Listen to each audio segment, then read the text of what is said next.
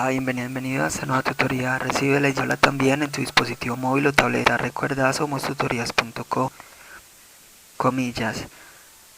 La prosperidad material a largo tiempo no brinda mayor significancia, ofrece mejor virtud y mejores frutos que la educación. Comillas. Como se observa en la figura, el ejercicio planteado consiste en crear un algoritmo que permita imprimir los datos de las diagonales de una matriz, es decir, la diagonal principal y la diagonal secundaria, formando la figura X y usando un solo ciclo. Planteamos la solución en un programa de 15 líneas. En la línea 4 vemos que una variable n se le inicializa con el valor entero 4. Ese 4 se está pasando a tipo entero, es decir, se está haciendo un casting. Un casting es una conversión forzosa de un tipo de dato a otro. Recuerde que en Python las variables no se declaran, serán del tipo de dato según la información que almacenen. En este caso, la variable n será de tipo entero, ya que se inicializa en 4 y se forza que este 4 sea entero. Como la variable n se va a usar en operaciones aritméticas, es necesario garantizar que sea de tipo entero. En la línea 5, a una variable a se le va a inicializar con una lista de datos. Recuerde que en Python las listas representan vectores y matrices. Un vector o una matriz es una estructura estática de datos, es decir, almacena información de manera temporal mientras se ejecuta el programa. Es decir, aquí estamos reservando espacios de memoria RAM. En este caso estamos inicializando una variable a con una matriz, ya que existen 4 conjuntos y cada conjunto tiene 4 datos, es decir, una matriz de 4 filas, 4 columnas. Entre las líneas 7 a 15 vemos una estructura repetitiva. Recuerde que las estructuras repetitivas permiten ejecutar un conjunto de instrucciones repetidamente, aprovechando así la velocidad de datos de un computador. En este caso vemos un ciclo for cuya variable controladora es la i y va a tomar valores de 0 a n-1, es decir, 0 hasta n. La semántica de un ciclo for en Python es diferente a otros lenguajes. En otros lenguajes la variable controladora tiene un valor de inicio, una condición de finalización y un valor de incremento o decremento. En Python simplemente se establece un rango. Así Python sabrá la variable controladora desde dónde empieza hasta dónde va a tomar datos y si tiene o no incrementos. Si no tiene incrementos, entonces automáticamente se incrementa en 1. Es muy importante ver que los ciclos y las sentencias condicionales en Python tienen la siguiente estructura. Una vez se establezca el ciclo o la condición, debe terminar esta instrucción con 2 puntos. Y luego todas aquellas líneas que pertenezcan al ciclo o a la condicional deben llevar tabulación con respecto al ciclo.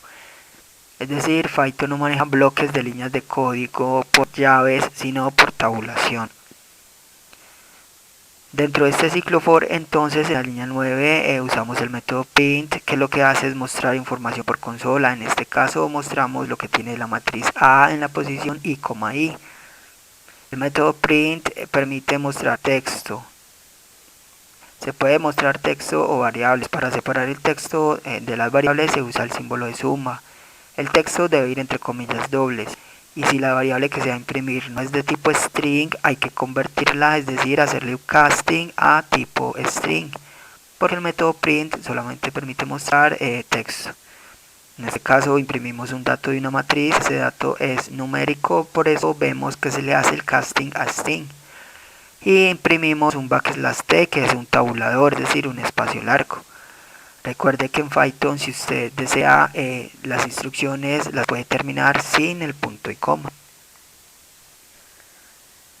Mire que esta línea 9 tiene una tabulación con respecto al ciclo for de la línea 7. Luego esta línea pertenece al ciclo, se ejecuta solo si se ingresa al ciclo.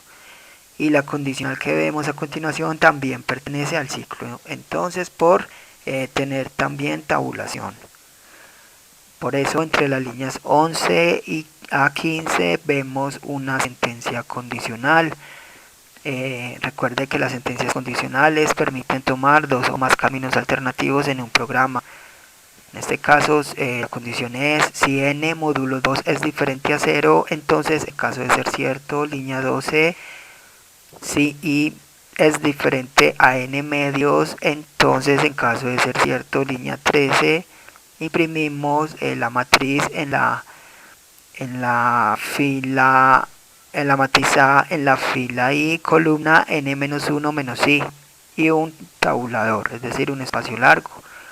Pero si es falsa la condición de la línea 11, entonces línea 15 imprimimos la matriz A en la fila I, columna n-1 menos i.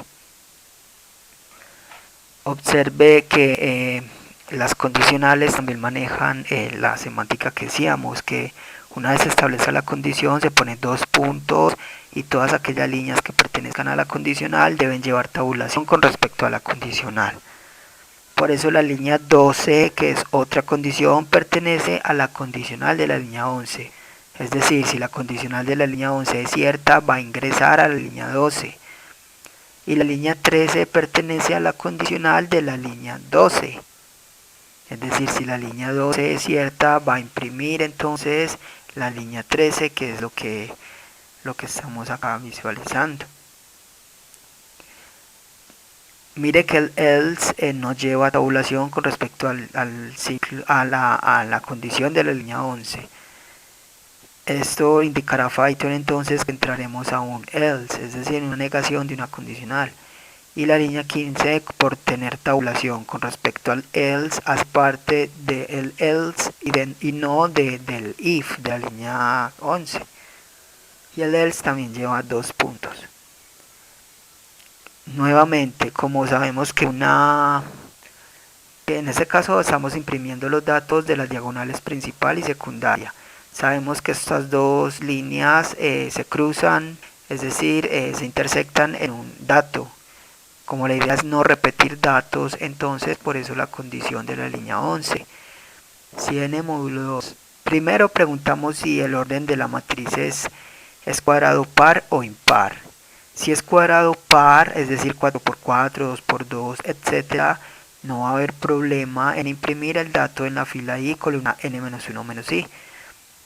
Pero si el orden de la matriz es cuadrado impar, entonces hay que preguntar que la i no haya llegado a la mitad para poder imprimir el dato y no repetirlo, ¿sí?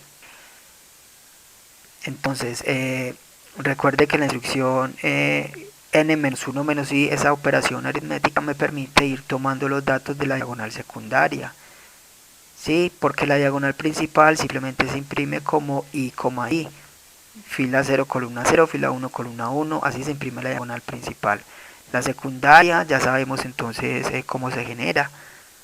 Y las condicionales, repetimos, es para evitar repetir ese dato en el que se intersectan las líneas. Esta fue la tutoría del ejercicio, crear un algoritmo que permita imprimir los datos de las diagonales de una matriz. Repasa la teoría, resuelve nuestro test y practica un algoritmo en el tablero. Si esto te gustó o no, te invitamos a discutirlo y a valorar la experiencia de esta tutoría. Recuerda, somos tutorías.co, trinamos como @tutorías, posteamos en Facebook y Google Plus como Tutorías Colombia. Pregúntanos, contáctanos, haz parte de nuestra plataforma.